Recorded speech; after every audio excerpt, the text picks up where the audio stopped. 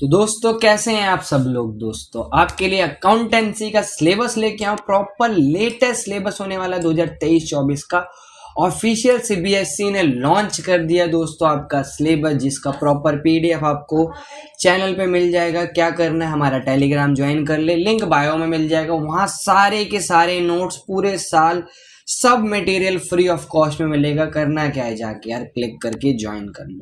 तो स्टार्ट करते हैं, क्या क्या सिलेबस ऐड हुआ और क्या डिलीटेड हुआ है। मेन पोर्शन को हम बहुत ध्यान से देखने वाले हैं। तो स्टार्ट करते हैं दोस्तों वीडियो को। तो जैसे कि हम बड़े स्क्रॉल करें प्रॉपर, तो आपको दिख रहा होगा ये प्रॉपर एक कोर्स स्ट्रक्चर है आपका अकाउंटेंसी, जिसका कोड 055 है। Course structure class 11 2023 and 24 proper. जो थ्योरी का इस बार पेपर होने वाला है वो 80 मार्क्स का होने वाला है, जो कि ऑलरेडी चल रहा होता है, इतना ही होता है। प्रोजेक्ट वर्क मिलेगा आपको 20 मार्क्स का दोस्तों, और 3 आवर का पेपर होता है। यानी कोई ऑब्जेक्टिव सब्जेक्टिव का कोई फंडा नहीं है, जो लॉकडाउन के टाइम हुआ करता था। यानी अगर बात करें तो सिलेबस है जो प्रॉपर पिछले साल जैसा ही चला रहे हैं। थ्योरी आपका, थ्योरी का पोर्शन आ रहा है, 12 नंबर का थ्योरी मिलेगा आपको। अकाउंटिंग प्रोसीजर, जिसके अंदर बहुत सारी चीजें आती हैं, 44 मार्क्स की हैं। Then financial statement of sole proprietorship, that is 24। इन्हें प्लस करते हैं तो ये आपको टोटल 80 मार्क्स दे देंगे। यानी ये तो मार्क्स की डिवीजन हो गई, मार्क्स का डिवीजन हो गया। अब हम बढ़ते हैं यूनिट 1, यूनिट 2, यूनिट 3, यानी टोटल यूनिट जो आ रही हैं आपकी, टोटल भाई गिनती की 3 यूनिट है अगर देखा जाए। बट इनके अंदर जो चैप्टर्स की बात करें तो वो थोड़े से बहुत ज़्यादा हैं। टोटल 21 से 22 चैप्टर होते हैं आपके, जो कि आपको एक्स्ट्रा लग रहे होंगे। बट जैसे ही आप पढ़ेंगे, धीरे धीरे सिलेबस स्टार्ट करेंगे। सिलेबस से याद आया मेरे को, अगर आपको नहीं पता कि कौन सी बेस्ट बुक लेनी चाहिए अकाउंटेंसी की, आई बटन में लिंक मिल रहा है आपको। प्रॉपर एक डिटेल वीडियो बनाई है कि best book of accountancy class 11th के बच्चों के लिए। फटाफट जाके यार देख लेना जरूर, ठीक है।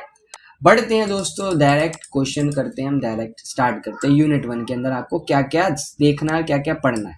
प्रॉपर मैं चैप्टर वाइज आपके बुक के अकॉर्डिंग बता दूंगा। तो अगर आप बुक लेके बैठे हुए हैं तो आप मार्किंग कर लें कि कौन सा चैप्टर कहाँ क्या से पढ़ना है।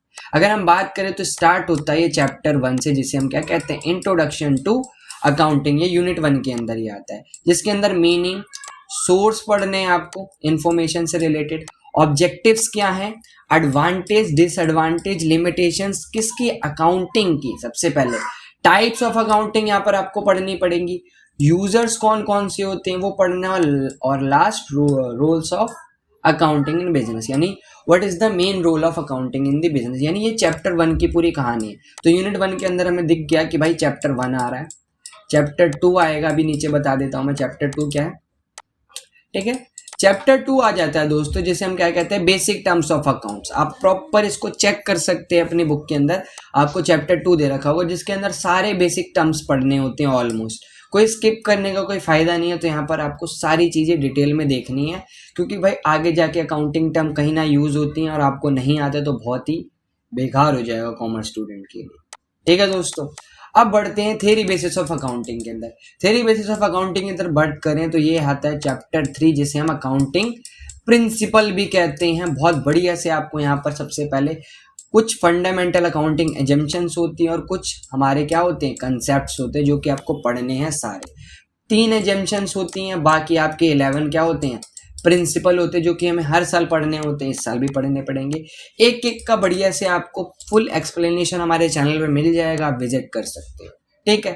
तो यहाँ पर आपको थोड़ा सा एक नई चीज पढ़ने को मिलेगी इस साल, जिसे हम क्या कहते हैं, GST, goods and service tax के बारे में आप अच्छे से पढ़ रहे होगे, ठीक है दोस्तों। तो यहाँ पर इस चीज को आपको ध्यान रखना। ये चैप्टर 3 तक की कहानी थी।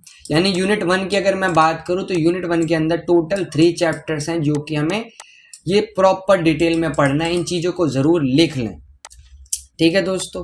अब हम बढ़ते हैं अकाउंटिंग प्रोसेस के अंदर, जो कि है यूनिट 2। इसके अंदर हम बात करते हैं कौन कौन से चैप्टर्स आ रहे हैं। सबसे पहला चैप्टर आएगा इसके अंदर, चैप्टर 4, 5, 6, 7, 8, 9, 10, 11, ऑलमोस्ट कुछ इतने चैप्टर्स आएंगे इसके। अब इतने सारे ज़्यादा लग रहे होंगे बट हम देखें तो चीज़ें बांट रखी। जैसे सबसे पहले आ रखा है चैप्टर, इन्होंने दे रखा है वाउचर्स ट्रांजेक्शन्स, तो ये आपके बुक में दे रखा होगा चैप्टर 7 जो कि आप देख सकते हो। वाउचर्स में प्रिपेयर कैसे करते हैं ये देख रहे हैं। और प्रॉपर एक चैप्टर यहाँ पर इन्होंने मिक्स कर दिया, दैट इज अकाउंटिंग इक्वेशन, जो कि चैप्टर 5 है आपका individually. Debits and credit rules proper chapter आपका 6 है। तो इन्होंने टॉपिक्स दे रखे हैं, यानी हमें पूरा चैप्टर पढ़ना है। अब बात करें जर्नल की, तो जर्नल आपका चैप्टर 8 है, आप देख सकते हो, ठीक है। फिर आता है कैश बुक, परचेज बुक, जो कि चैप्टर 9 हो गया, एक लेजर वाला पार्ट, और एक चैप्टर 10 हो गया आपका कैश बुक वाला। तो ये सारा पढ़ना है आपको, सिंगल कॉलम डबल कॉलम सारी ये आ जाएंगी अलग से बुक, जिसके अंदर आपको including trade discount, freight, cartage, ये सारे एक्सपेंसेस पढ़ने विद जीएसटी कैलकुलेशन। ये नई चीज है आपके लिए। प्लस चैप्टर 12 है दोस्तों आपका ये bank reconciliation statement, that is BRS। तो चैप्टर 12 आपको पूरा पढ़ना है। फिर आता है इसी के अंदर डेप्रिसिएशन, जो कि बहुत ही बड़ा चैप्टर लगता है बच्चों को, और बहुत डरते भी हैं इस चैप्टर से, बट बहुत इजी होता है अगर करने वाले बनो आप।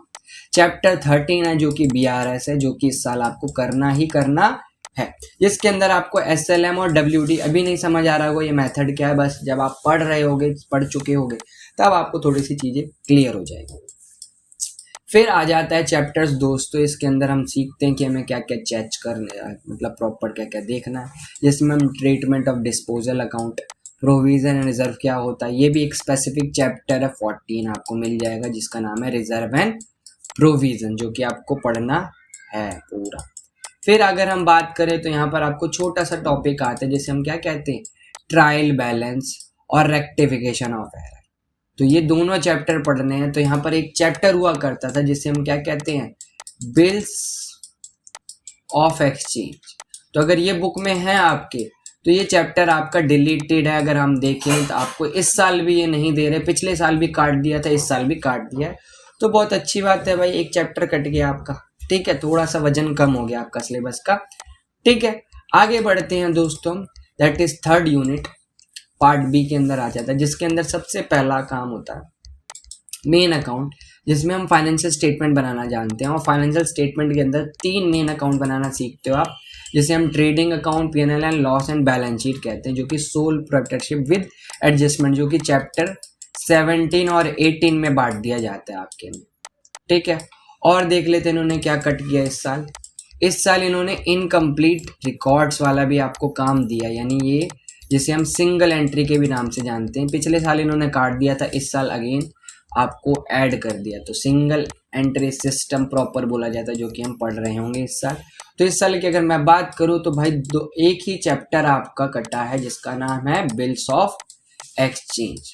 तो इसको जरूर मार्क करते हैं, बिल ऑफ एक्सचेंज आपका इस साल क्या हो चुका है दोस्त, कट चुका है। और बाकी सारे के सारे चैप्टर्स आ रहे हैं, और बाकी कोई स्पेसिफिक टॉपिक कटता है, कुछ भी होता है, तो आपको मैं प्रॉपर बता दूंगा।